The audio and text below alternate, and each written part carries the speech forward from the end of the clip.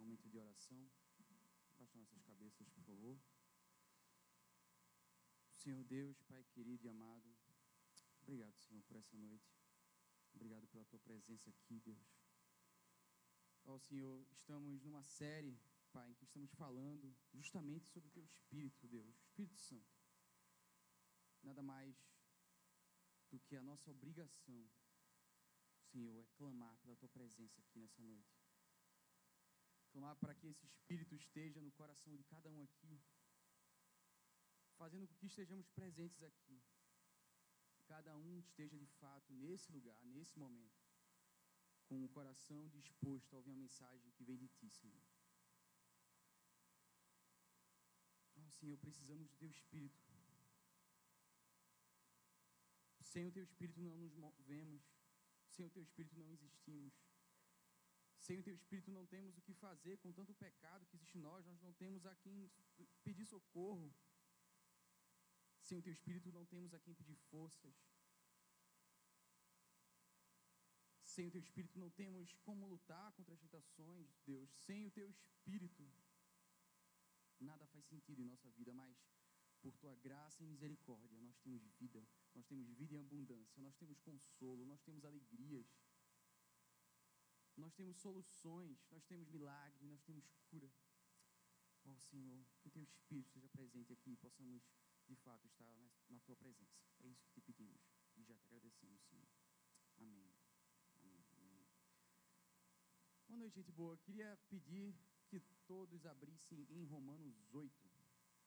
Estamos numa série que estamos falando sobre o Espírito Santo. Mais uma mensagem, nós vamos estudar um pouco hoje algumas características sobre a nossa relação com o Espírito Santo. Queria, por favor, pedir que vocês abrissem em Romanos capítulo 8.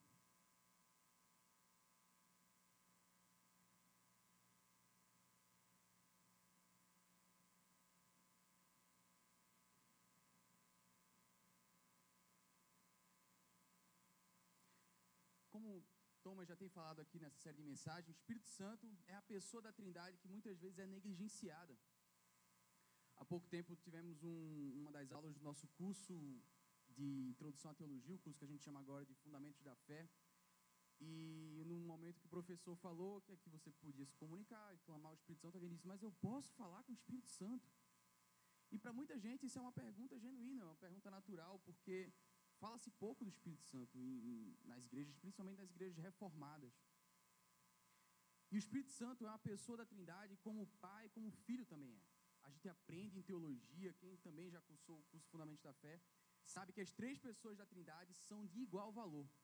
Elas são distintas, mas jamais separadas. As três têm igual valor, as três são Deus.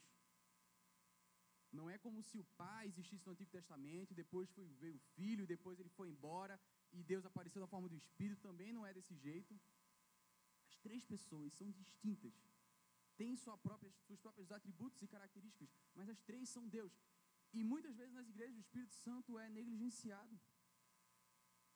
Você sabia que você pode orar especificamente ao Espírito Santo? Nós estamos acostumados a orar somente ao Pai, e às vezes você fala do Filho, fala de Cristo, mas essa consciência de que você pode se comunicar especificamente com cada pessoa da Trindade é muito interessante. Isso pode lhe ajudar na comunicação que você tem com Deus, nos seus momentos de oração. O Espírito Santo é aquela pessoa que vai te dar forças, que vai te carregar. O Espírito Santo é a pessoa, na verdade, observem bem, é a pessoa da Trindade que na época em que vivemos é a que está atuando mais diretamente na igreja e na vida dos santos. O Espírito Santo é a pessoa que devemos aprender mais sobre ele na Trindade e aprender a nos comunicarmos com ele e de que modo podemos nos relacionar com ele. Por isso eu queria que a gente abrisse aqui um texto de Romanos 8. Esse é um texto muito interessante e, como eu estava falando, tradição das igrejas reformadas, ele é conhecido porque ele fala muito de predestinação, então os reformados gostam muito dele. Mas se você observar bem, ele é um texto que fala muito sobre o Espírito Santo. É um dos textos que mais fala. Nesse capítulo, o Espírito Santo aparece 18 vezes. Até o momento, Paulo estava falando sobre a liberdade que temos em Cristo, sobre a liberdade do pecado, sobre o milagre que é nós vivemos em Cristo e como resolver essa dicotomia e aparente contradição de sermos cheios de pecado e agora estarmos livres disso. E chega no capítulo 8, ele vai falar, ok, você está livre disso, vou lhe ensinar como viver o seu dia a dia. E é o Espírito Santo que vai te capacitar nisso. É tão verdade que isso o Espírito Santo às vezes é negligenciado, que se você pega um texto lá em Atos, por exemplo, se eu não me engano, em Atos 2, Paulo chega para vários discípulos que já conheciam a Cristo e diziam, mas vocês já receberam o Espírito Santo? E eles diziam, a gente não sabe nem do que você está falando. Mas é curioso que ao mesmo tempo, em 1 Coríntios, a gente aprende que um dos critérios para um presbítero numa igreja, um dos critérios para um pastor é ele ser cheio do Espírito Santo. Há necessidade da gente conhecer mais no capítulo 8, Paulo vai nos ensinar bastante sobre isso. Eu queria ler, por favor, a partir do verso 5 até o 17, então me acompanhe na leitura, que diz assim: quem vive segundo a carne tem a mente voltada para o que a carne deseja, mas quem vive de acordo com o Espírito tem a mente voltada para o que o Espírito deseja. A mentalidade da carne é morte, mas a mentalidade do Espírito é vida e paz. A mentalidade da carne é inimiga de Deus, porque não se submete à lei de Deus, nem pode fazê-lo. Quem é dominado pela carne não pode agradar a Deus. Entretanto, vocês não estão sob o domínio da carne, mas do Espírito, se de fato o Espírito de Deus habita em vocês.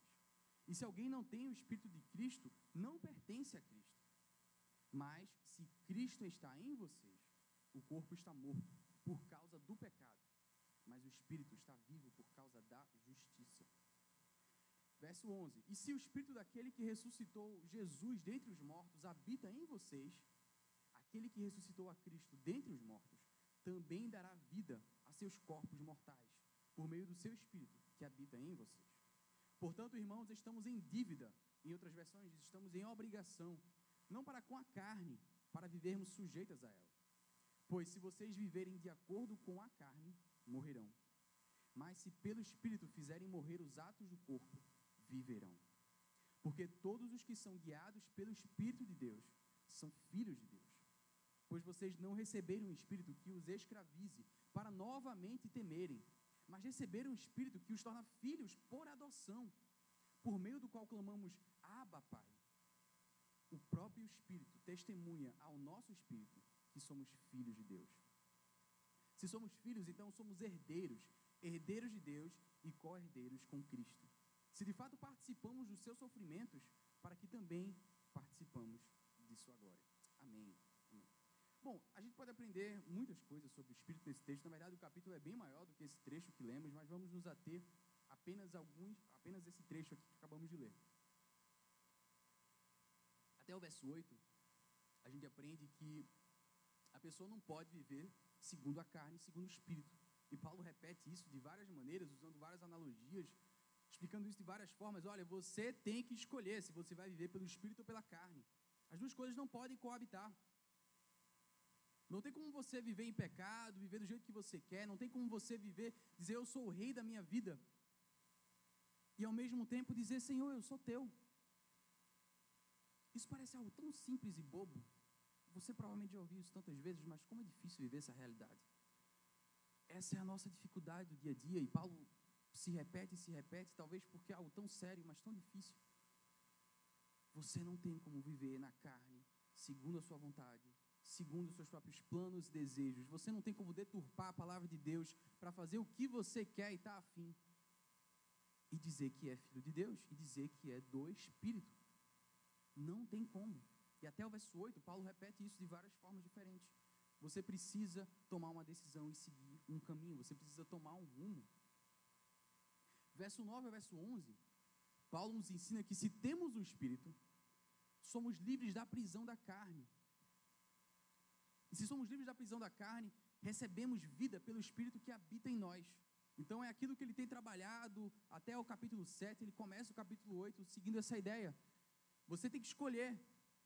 Tá, mas uma vez que você diz que não quero mais o pecado, o Espírito vai lhe dar vida, ele vai lhe dar fôlego, ele vai lhe dar suspiro para se livrar do domínio, da escravidão, do pecado.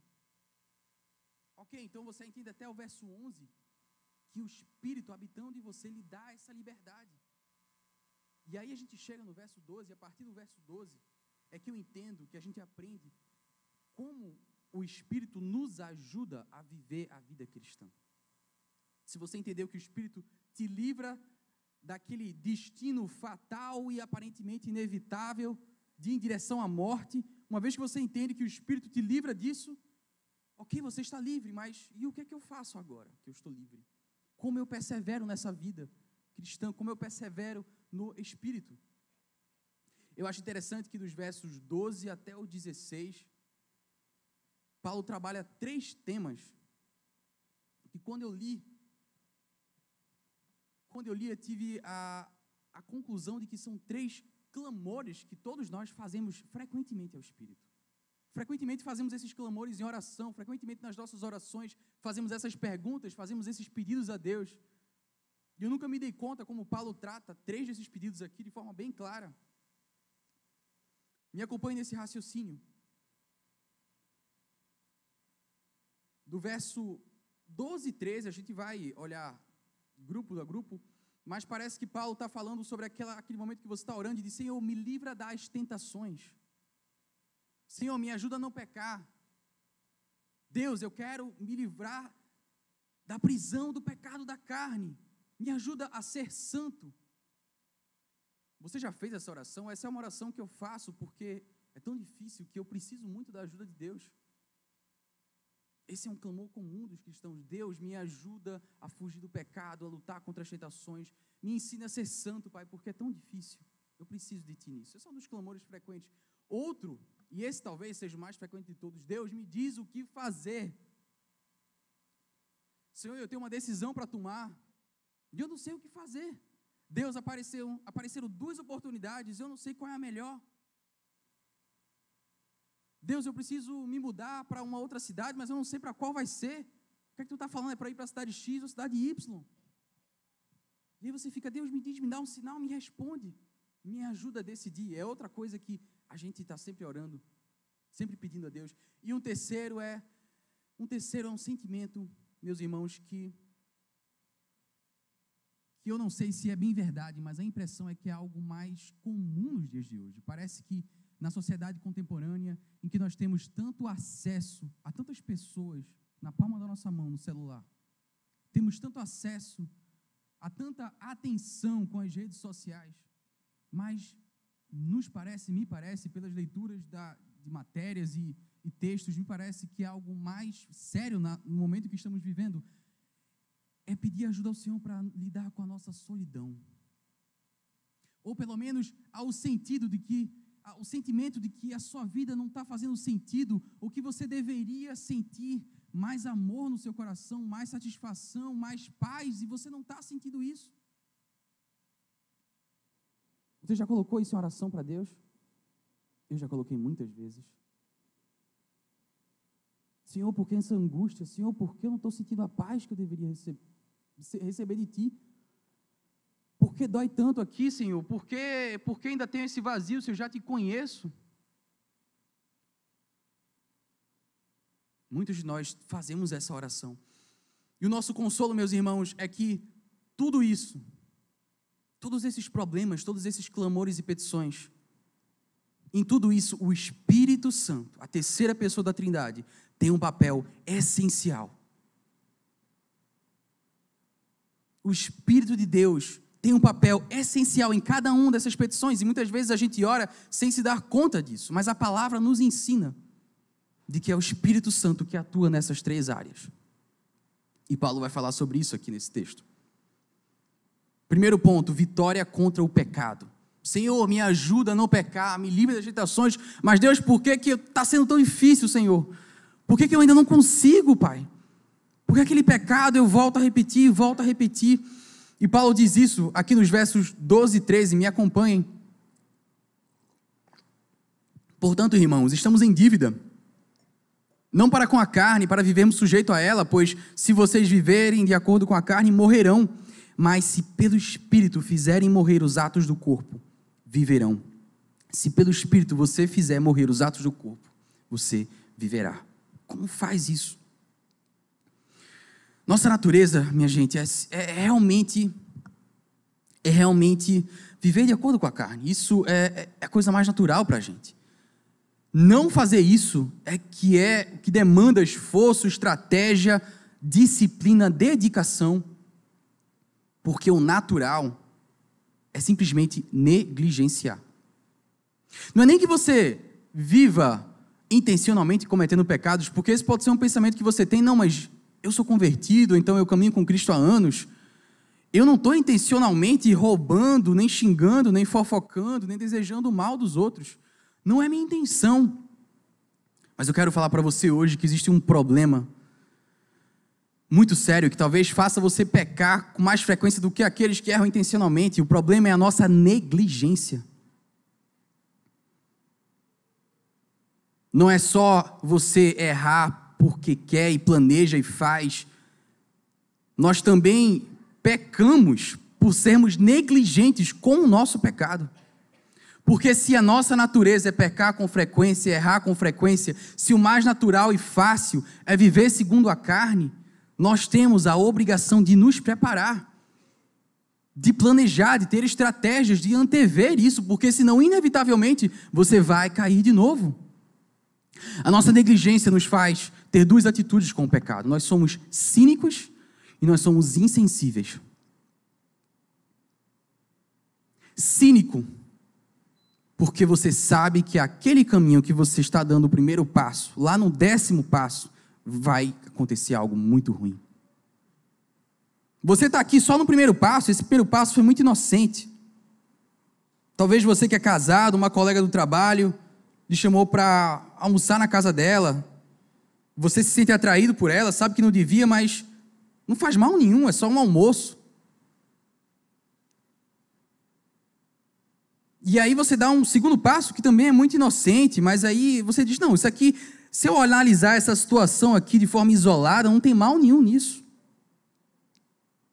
Talvez coisas semelhantes aconteçam com drogas, com bebida, com corrupção. Mas só esse primeiro passo aqui, de forma neutra, sem olhar o contexto, ele não tem pecado aqui. Mas no seu coração, lá no seu íntimo, você sabe aonde aquilo vai lhe levar. Mas a gente é cínico. Parece que você empurra aqueles avisos, aquela vozinha que lhe avisa, você empurra aquilo para dentro, o Espírito Santo está tentando lhe dizer, mas você empurra, e você dá um primeiro passo, dá o segundo, dá o terceiro, e aí quando você percebe o perigo se aproximando, você proclama aquela frase que talvez seja a mãe de todas as pessoas que caem em tentação, é dizer, eu jamais cometeria aquele pecado. Eu posso, na verdade, chegar tão perto dele, que não vai ter problema nenhum, porque eu nunca cometeria isso, eu nunca cometeria esse erro, nunca trairia minha mulher, eu nunca provaria droga, eu nunca roubaria, eu nunca me corromperia. Então não tem problema nenhum chegar aqui, então você dá um passo, dá outro, quando você vem, cair. Foi mal. Esse é um problema, que se você... O fato de sermos cínicos, se você não se prepara, se você não antevê essas situações, se você não coloca essas questões em oração, inevitavelmente nós caímos. Porque o mais fácil é vivermos pelo pecado. Nós também nos tornamos insensíveis. A minha tia-avó tem uma granja e aldeia, e quando era pequeno, ia lá, gostava de visitar aquele lugar, mas uma coisa que chamava a atenção é que o local onde ficavam as vacas era o lugar mais fedido que eu já tinha ido na minha vida. Quando eu era criança, eu não queria ir lá, porque fedia muito, era horrível. Mas era interessante que para as pessoas que trabalhavam lá cuidando, aquele cheiro já não incomodava tanto.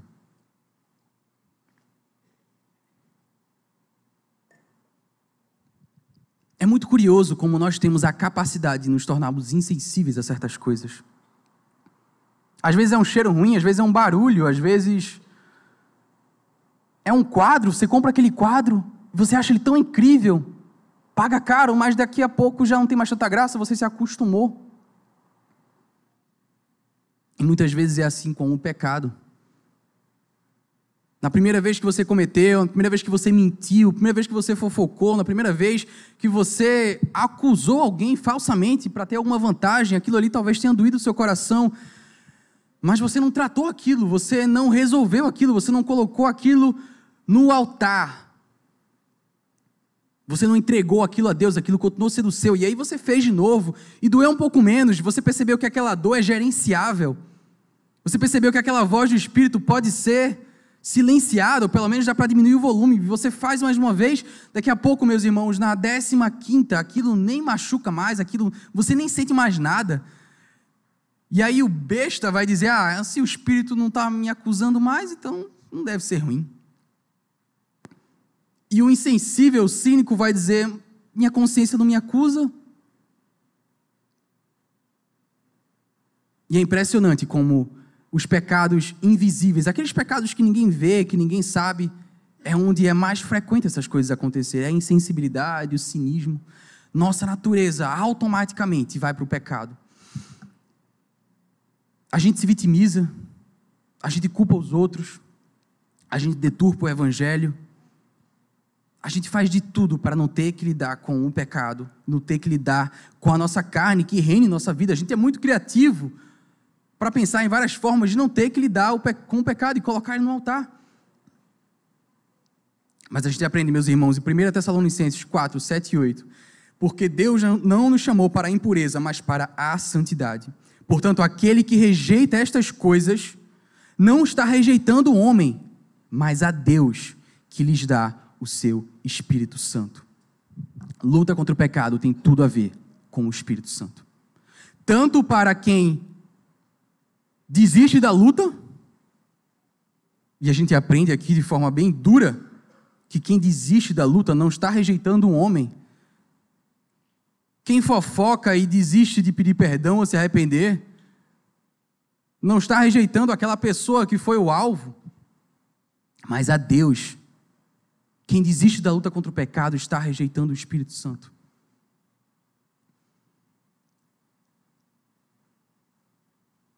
Ao mesmo tempo,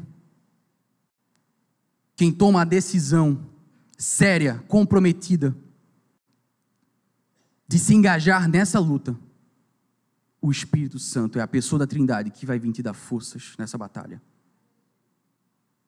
O Espírito Santo é quem vai te dar a força sobrenatural para lidar com essa batalha. Você acredita nisso?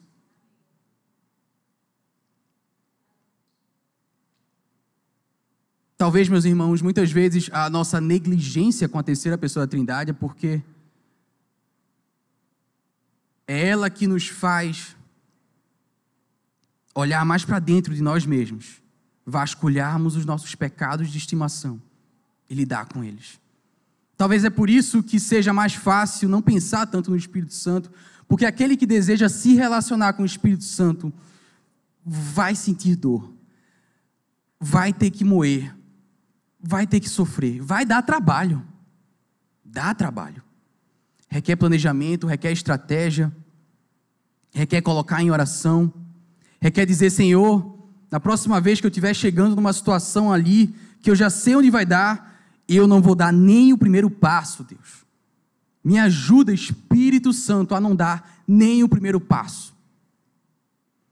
Senhor, eu não quero mais ser insensível com os meus pecados. Espírito Santo, vasculha o meu coração.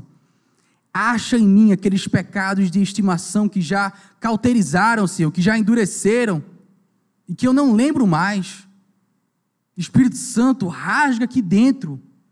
Revela isso para mim, para que eu possa lidar com eles. Isso é se relacionar com o Espírito Santo. Dói, é difícil. Mas é assim que a gente cresce na fé.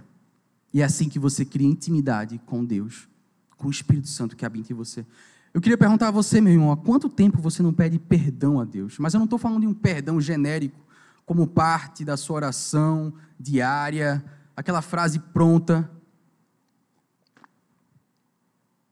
Senhor, me perdoa todos os pecados, os que eu sei e os que eu não sei.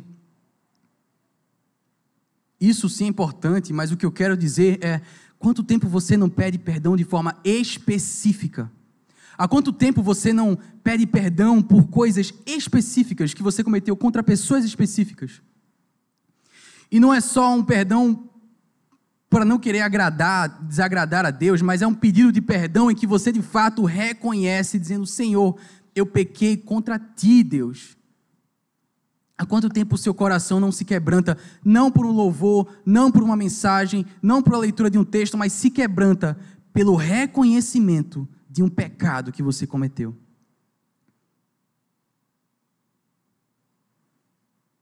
Eu desafio você a orar hoje, pedindo perdão de forma específica, tentando lembrar e pedindo ao Espírito que te ilumine, para que Ele lhe ensine quais são os seus pecados, como lidar com eles, para que Ele lhe dê a sensibilidade de reconhecer as tentações aparecendo, para que o Espírito Santo que habita em nós nos livre da carne, nos dê força, estratégia, para fugir das situações em que você não vai ter força, para rejeitar com autoridade e firmeza, para, se for necessário, cortar a sua mão, arrancar um olho, mas não desonrar o Senhor. Talvez até você tenha que se afastar de pessoas, talvez você tenha que mudar de lugar, mudar de emprego, talvez a situação seja tão séria que você precise tomar decisões radicais na sua vida.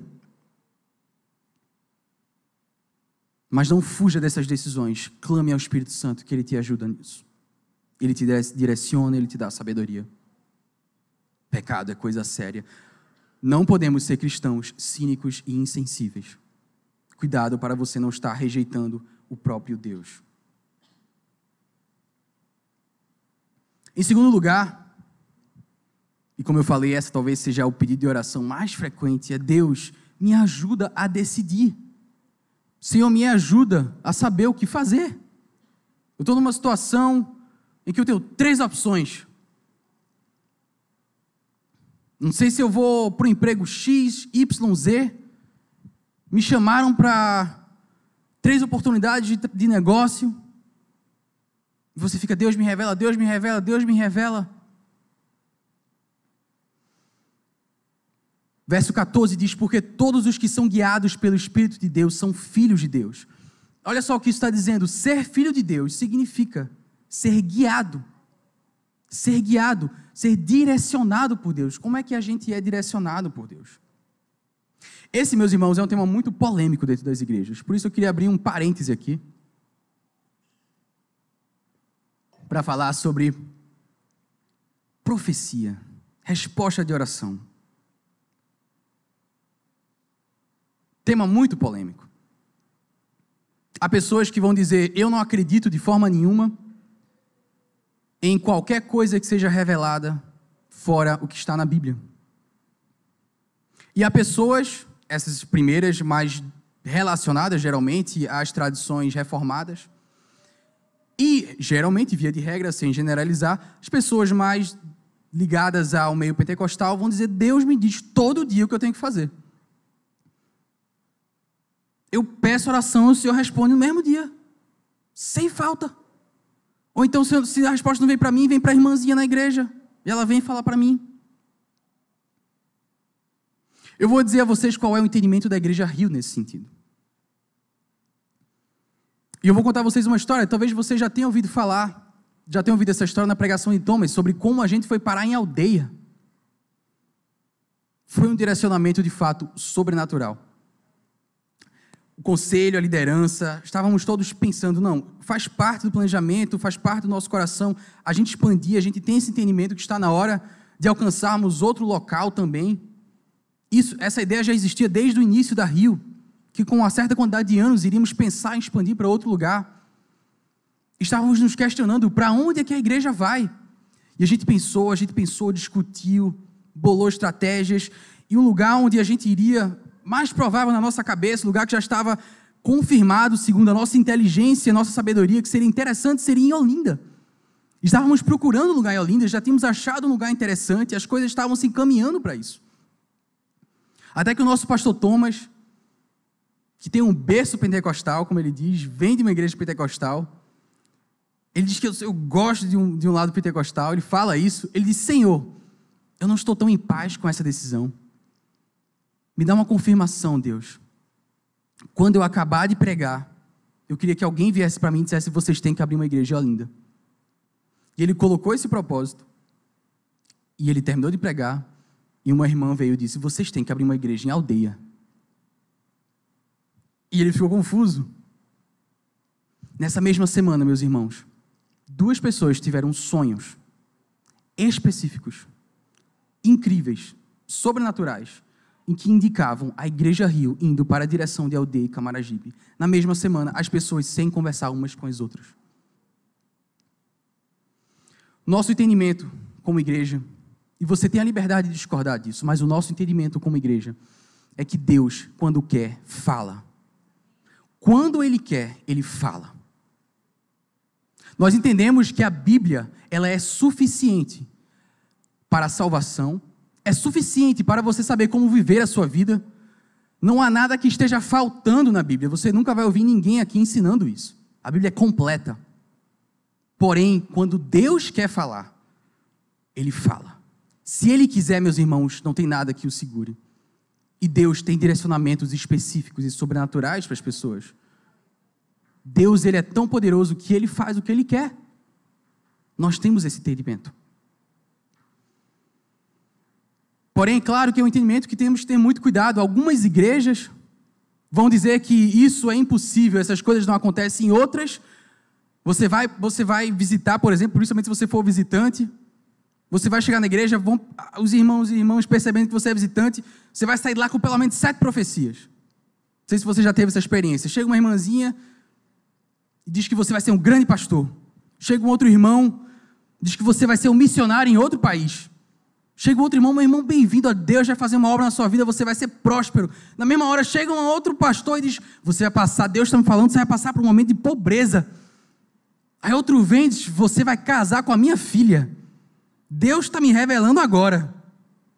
O cara sai com 6, 7 profecias da igreja. E agora, Deus? Não sei se você já teve essa experiência, mas muita gente tem. Eu já tive algumas experiências assim. Por que é tão polêmico? Porque, infelizmente, meus irmãos, as pessoas abusam. E, infelizmente, como o próprio Cristo falou, vai haver muitos falsos profetas. Pessoas, muitas vezes, bem intencionadas, mas que, de fato, não têm um dom. Nosso entendimento é que Deus age quando quer, mas não se engane, isso é raro, é específico e é pontual. Eu creio totalmente que Deus direcionou a Igreja Rio para a Aldeia. Mas qualquer profecia deve ser testada, qualquer revelação deve ser tomada com muita cautela. E devemos lidar com isso com muita responsabilidade. Amém? Fecha o parêntese. Pois bem, meus irmãos, se é algo pontual, se é algo específico, consequência disso é que, lembre-se que estamos falando de como Deus nos guia. 99,9% das vezes, nas situações da sua vida, você vai ter que decidir.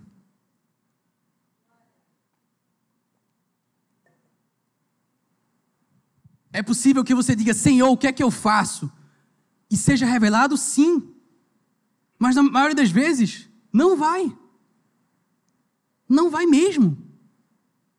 É porque Deus não ama você? É porque Deus esqueceu de você? É porque Deus não tem poder? Não, é porque Ele quer que você decida. Calvino dizia que Deus, você pode enxergar a vontade de Deus sobre 2 aspectos, 2 perspectivas. Existe a vontade revelada e a vontade oculta. É a mesma vontade, mas uma parte é revelada, outra parte é oculta. Calvino dizia que a vontade revelada é o que você pega na Bíblia, é o que Deus fala. A vontade revelada é tudo aquilo que Deus quer que você saiba. Sobre a vontade oculta, Calvino dizia: não é da sua conta. Calvino, o que a gente aprende sobre a vontade oculta de Deus? Ele dizia: não é da sua conta. Deus só revela o que Ele quer.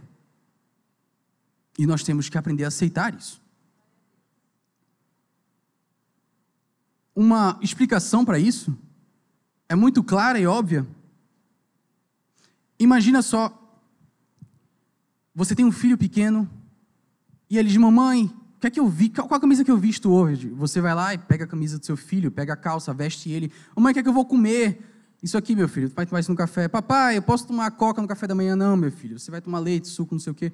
É natural que a criança pergunte tudo aos pais, e é bom que seja assim, porque se ela for tomar as decisões por si mesma, vai decidir tudo errado. Porém, imagine que essa criança agora já tem 20, 25, agora já é um homem de 30 anos, e liga para a mãe: mãe, qual é a camisa que eu visto?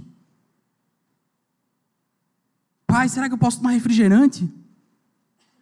Alguma hora esses pais vão dizer: meu filho, você já está bem grandinho, está na hora de você tomar as suas próprias decisões. E a gente enxerga a relação de Deus com o homem ao longo da história, e que isso de fato acontece. A forma como Deus se relaciona com o seu povo ao longo de toda a história da revelação. Você observa que o homem, a sociedade inicia na infância. Deus inicialmente se relaciona muito perto. Ele vai até Abraão de forma muito próxima. Ali o homem não tinha muito conhecimento sobre quem Deus era. Mas por estar num certo nível de ignorância, Deus falava de forma mais direta. Vai se passando o tempo, vem as leis, vem uma lista enorme de leis, e como fazer isso, como fazer aquilo, como agir em tal situação, como agir em outra situação. Vai se passando o tempo, o povo de Deus vai amadurecendo, entre aspas, até o momento que alguém pergunta a Cristo sobre os mandamentos mais importantes. Ele diz 2. Amar a Deus sobre todas as coisas, amar o próximo como a ti mesmo. Ele diz mais: nisso consiste todas as leis. Isso resume todas as regras. Para alguns isso é alívio, para outros isso é desespero, porque, ai meu Deus, eu não tenho agora as regras, o que é que eu vou fazer? Como é que eu vou decidir? Agora é o que? É princípio? Eu tenho que seguir minha consciência, eu tenho que seguir o Espírito que fala em mim, mas isso é difícil. Mas é porque agora você tem que agir como adulto. E o Espírito Santo nos guia nesse processo. Esse é o nosso problema, irmãos, porque é mais fácil a gente esquecer do Espírito Santo e perguntar ao pastor o que é que eu devo fazer. É mais fácil a gente esquecer de ter que se relacionar com Deus e perguntar ao presbítero o que é que eu faço nessa situação. E em muitas igrejas, infelizmente, isso vai ser incentivado. Porque para muitos líderes, infelizmente, é bom ter alguém perguntando o que se deve fazer. Alguns pais, tristemente, vão manter os filhos debaixo das suas asas para sempre. Não querem os jogar no mundo e eles viverem as próprias vidas. Vão apertar tantos filhos que eles vão ser crianças eternas.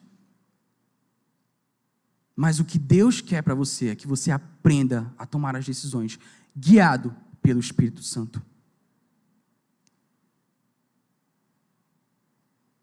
Na maior parte das situações da nossa vida, meus irmãos, você vai ter que decidir sem a ajuda dos universitários. Você não vai ter, como naquele jogo, Show do Milhão, não sei se tem 4 alternativas e alguém elimina uma. Na maioria das situações você não vai ter essa ajuda. O que é que você faz? Eu vou dizer a você agora como é que você toma as decisões. Vou dizer com 3 textos da Bíblia. E se você tiver como anotar esses 3 textos, eles vão resumir, na minha opinião, como tomar decisões. Filipenses 4, a partir do verso 6, diz assim: não andem ansiosos por coisa alguma, mas em tudo, pela oração e súplicas, e com ação de graças, apresentem seus pedidos a Deus. E a paz de Deus, que excede todo o entendimento, guardará o coração e a mente de vocês em Cristo Jesus. Finalmente, irmãos, tudo que for verdadeiro, tudo que for nobre, tudo que for correto, tudo que for puro, tudo que for amável, tudo que for de boa fama, se houver algo de excelente ou digno de louvor, pensem nessas coisas. Ponham em prática tudo o que vocês aprenderam, receberam, ouviram e viram de mim. E o Deus da paz estará com vocês. Próximo texto, Provérbios 3, 5. Confie no Senhor de todo o seu coração e não se apoie em seu próprio entendimento. Reconheça o Senhor em todos os seus caminhos e Ele endireitará, Ele corrigirá as suas veredas. E por último, Romanos 8, 28, é o mesmo capítulo que estamos lendo, mas não vamos chegar nesse verso hoje. Mas Romanos 8, 28, um verso clássico e tão importante para nós, que diz: sabemos que Deus age em todas as coisas para o bem daqueles que o amam. Com esses 3 versos, a gente aprende como tomar as decisões da nossa vida, como ser guiado por Deus, como ser guiado pelo Espírito Santo no nosso dia a dia, nas decisões que temos que tomar. Resumindo, aprenda o caráter de Deus na palavra. Busque intimidade com o Espírito Santo. Coloque seus pedidos nas mãos de Deus, entregue os seus pedidos a Ele, as suas angústias, entregue tudo a Ele. Diz: Senhor, eu estou me angustiando com essa decisão, mas eu entrego a Ti, Senhor, eu não quero mais me angustiar com ela. Depois, pense em coisas boas, encham-se de coisas boas, de práticas boas, tenham bons objetivos, bons propósitos, boas motivações, selecione as suas prioridades, para que seja tudo virtuoso, busquem virtudes. E aí o que você vai fazer com tudo isso, conforme você vai vivendo? Chegar no momento da decisão, sabe o que você vai fazer? Você vai decidir. Mas eu não tenho certeza de qual é a decisão a tomar. Escolha. Use a sabedoria que Deus te deu. Use as virtudes que Deus te deu. Busque o conselho de outras pessoas. Junte tudo isso, vá lá e decida. E confie, como a gente acabou de ler, que o Senhor vai endireitar as tuas veredas, que Ele vai ajeitar o seu caminho. Quando Provérbios 3, 5 diz: não se apoie no seu próprio entendimento, ele quer dizer: olha, você vai tomar a decisão, mas não se apoie na certeza de que você sabe o que é certo. Se apoie no poder do Senhor de corrigir o teu caminho. É nisso que você deve se apoiar. O que é que isso significa? Significa você dizer assim: Senhor, eu não tenho certeza absoluta dessa decisão, Deus, mas eu preciso decidir alguma coisa. Ela me parece razoável, ou talvez já melhor no que eu posso fazer com o que eu sei. Então eu vou seguir esse caminho. E eu entrego a Ti, Deus, o meu caminho, e Tu me leva para onde Tu quiser. Se essa decisão não foi a melhor, Pai, me perdoe, corrige meu caminho, Senhor. E eu creio, Deus, que Tu está fazendo com que todas as coisas cooperem para o meu bem. Isso é ser guiado pelo Espírito Santo. Coloque os seus pedidos nele. Se encha de virtudes. Tome as decisões que é necessário ser tomadas e confie que o Senhor, Ele vai direcionando os caminhos para que o resultado final seja bom.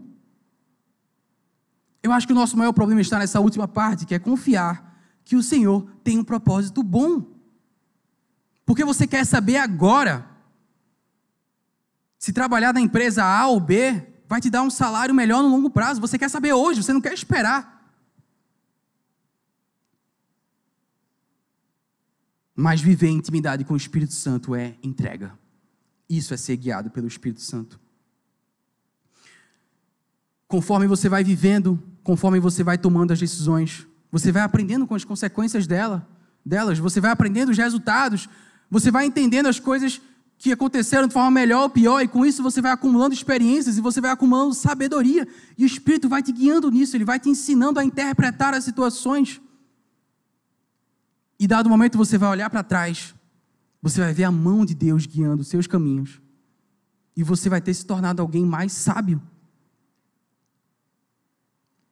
Se Deus te dissesse todos os dias qual a camisa que você deve escolher, qual o caminho que você deve tomar, você nunca aprenderia a tomar suas decisões e cresceria em maturidade no Espírito Santo, e Deus se alegra nisso. Deus se alegra quando vê um filho dele, que era um inocente na fé, que era um ingênuo, que estava no pecado, agora é um homem, uma mulher maduros na fé, que tem o caráter dele. Olha que alegria para um pai, ver não só o seu filho adulto e tomando decisões, mas tomando decisões corretas. Olha que alegria para um pai ver o seu filho rejeitando uma proposta de fazer algo errado. E o pai se orgulha e diz: eu que te ensinei isso, e você está seguindo os caminhos que eu coloquei para você. Tem alegria maior para o pai do que isso? Deus se alegra em ver você tomando boas decisões. E muitas vezes, na maioria das vezes, Ele não vai te dizer o que fazer. Mas você vai lá e faz, e confie no Espírito para isso. Amém? E em terceiro lugar, meus irmãos, um terceiro pedido que nós fazemos, um terceiro clamor, muito frequente, é: Senhor, eu preciso da Tua presença. Deus, eu estou me sentindo cansado, eu estou me sentindo vazio, eu estou me sentindo angustiado. Deus, eu não tenho a Tua presença em mim, eu não tenho aquele consolo que me foi prometido. Deus, o que eu estou fazendo errado? Você já orou assim? Eu já orei assim. E nos versos 15 e 16, seguindo essa lógica, Paulo fala sobre isso. E acompanhe na leitura, Paulo diz no verso 15: pois vocês não receberam um espírito que os escravize para novamente temerem, mas receberam um espírito que os torna filhos por adoção, por meio do qual clamamos, Abba, Pai. O próprio Espírito testemunha ao nosso espírito que somos filhos de Deus. Amém.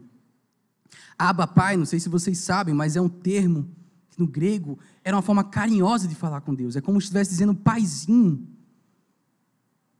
E é interessante que em todo o Antigo Testamento Deus não era nunca direcionado de forma tão carinhosa e tão íntima. Mas Jesus inaugura esse momento em que essa nova aliança que você tem agora. Deus está tão perto e tão presente em você, que você chama Ele de paizinho, e Ele está habitando em você. Isso só é possível porque Cristo rasgou o véu, e toda a burocracia que haveria, todas as necessidades e regras não precisa mais, porque Cristo já pagou por tudo aquilo. Agora você tem acesso livre ao Pai, você tem acesso livre a chamá-lo de paizinho. Que presente maravilhoso recebemos de Cristo. Quer saber agora qual é o presente que você recebe do Espírito Santo?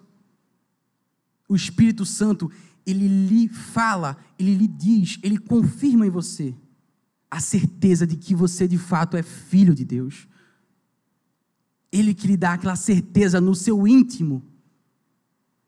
E quando você busca o Espírito Santo, você vai sentir essa confiança de que você é filho de Deus. Porque quando não estamos em intimidade com o Espírito, ora, você está afastado de Deus e não quer saber das coisas de Deus, e aí não tem como se sentir filho mesmo.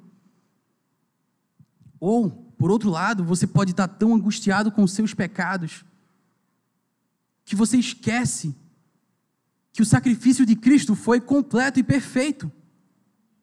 Quando estamos afastados do Espírito, muitas coisas acontecem na nossa cabeça que nos faz esquecer dessa certeza, mas aquele que busca o Espírito, intimidade, ele vai ter essa segurança de que nada que eu faça ou deixe de fazer vai me afastar do amor de Deus.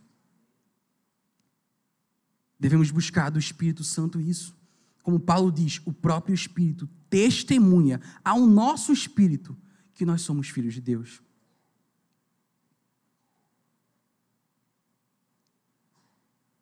Tim Keller, ele diz que parte da missão do Espírito Santo é mostrar a você que Deus te ama. É mostrar a você que Ele se alegra em ter você como filho e filha. Esses são fatos que às vezes a gente sabe de forma consciente, mas você não tem a certeza no seu coração. Thomas Goodwin, um pastor puritano do século XVII, ele conta uma história, cria uma ilustração muito interessante. Imagine só, na verdade, ele conta isso de forma literal, ele viu essa situação. Ele viu uma vez um pai caminhando com um filho pequeno. E o pai e o filho estavam de mãos dadas, e aquele homem era o pai da criança, de forma legal, de forma objetiva, de forma clara, ele era o pai dela. E eles estão caminhando juntos, e em dado momento o pai olha para o filho e puxa ele no braço, e beija o filho, e dá um abraço nele, e sorri para o filho. Tudo aquilo dura cerca de 1 minuto, e depois o pai coloca o filho de volta e continua andando. E o Thomas Goodwin pergunta, algum momento o filho deixou de ser filho, o pai deixou de ser pai? Legalmente e objetivamente, todo aquele tempo, eles continuaram sendo pai e filho. Mas naquele momento, daquele 1 minuto de duração, eles foram pai e filho de forma experimental. Eles experimentaram ali ser pai e ser filho. Eles tiveram a sensação daquela relação de pai e filho. E o que o Espírito de Deus quer ter com você não é apenas essa relação legal e objetiva. Porque mesmo que você passe por um momento de aflição ou de pecado, Deus não te rejeita. Ele não esquece de você. Você continua sendo filho. Você cai, mas você sendo filho de Deus, você continua tendo essa relação com Ele. Mas Deus não está interessado numa relação apenas legal, apenas objetiva. Ele quer experimentar a paternidade com você. Ele se alegra nisso. A gente às vezes esquece que Deus está louco para ter esse relacionamento com a gente. Ele está louco para que você se aproxime dele, porque ele quer experimentar aquilo também, ele se alegra nisso. O Espírito Santo nos dá testemunho de que Deus é o nosso Pai.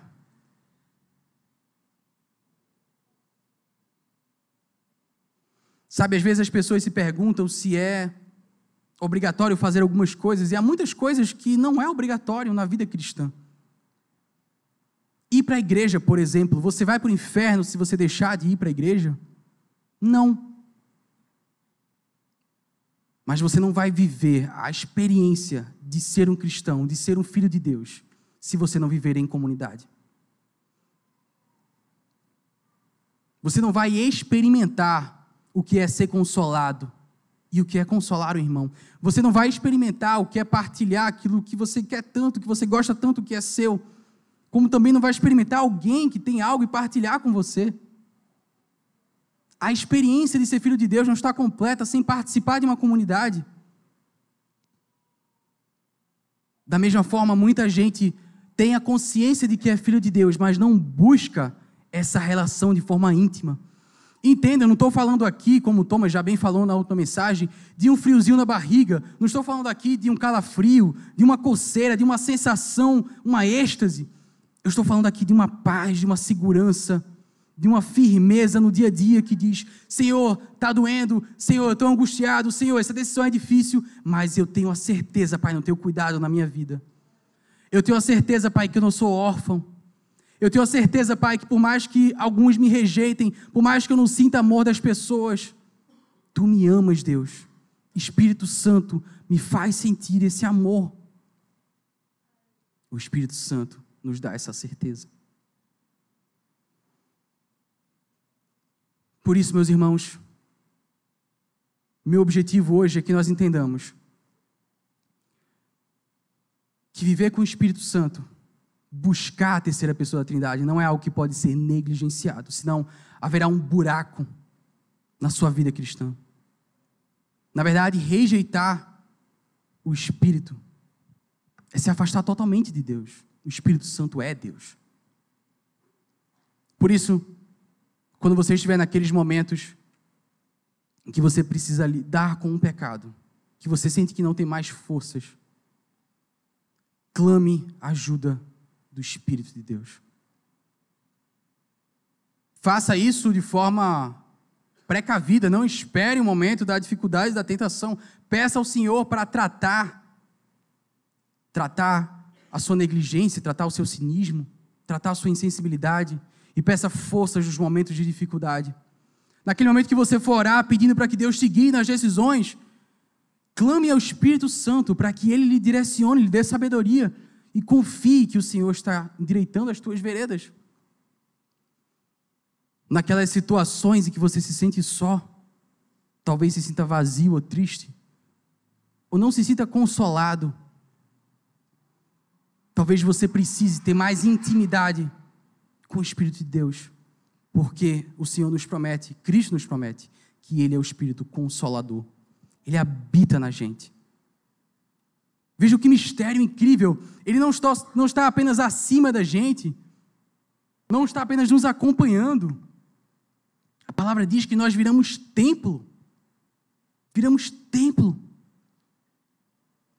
Antes Ele estava no prédio, mas quando o véu é rasgado, Ele vem habitar em cada um de nós. Hoje é noite de nos reconectarmos com o Espírito Santo que há em nós. Nos reconectarmos com Ele. Pararmos de entender Deus de forma racional apenas. Parar de entender apenas os fatos. O conhecimento é importante, é essencial. Mas se você não experimentar a intimidade com Deus, sua fé será fria.